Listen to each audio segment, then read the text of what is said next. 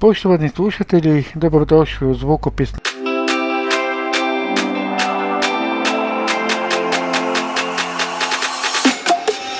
Vidio sam na Facebooku da je moj prijatelj, poznanik Hrvoje Katić objavio neke nove pjesme. I to čak ne bi bilo čudo jer on piše i sklada ko veliki. A onda je napisao da je to napravila umjetna inteligencija. I kad sam poslušao, stvarno je zvučalo dobro.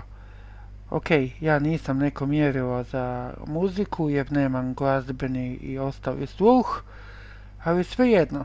Ja sam se registrirao na stranicu suno.com i odlučio da program umjetna inteligencija uglazbi pjesmu Antuna Gustava Matoša 1909.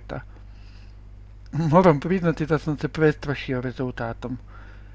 A ako ovo netko bude plaćao, mislim da će Hulići i svi ostali biti na aparatima.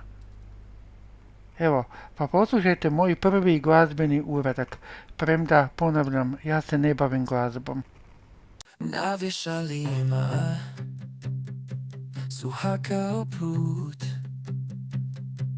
na uzničkome zidu srama, pod njome crna zločinačka jama, ubistva mjesto,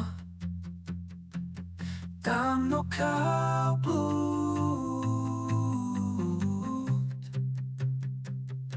Ja vidjeh negdje ladanjski taj skut, jer takvo lice ima moja mama, a slične oči neka krasna dama. Na lijepo mjesto zaveo me put i mjesto nje u komnu rupu skočih i krvavim si njenim znojem svočih. Moj drski obraz kao suzama, jer Hrvatsku mi moju objesiše ko lopova, dok njeno ime piše za volju ne znam kome, špiru sama.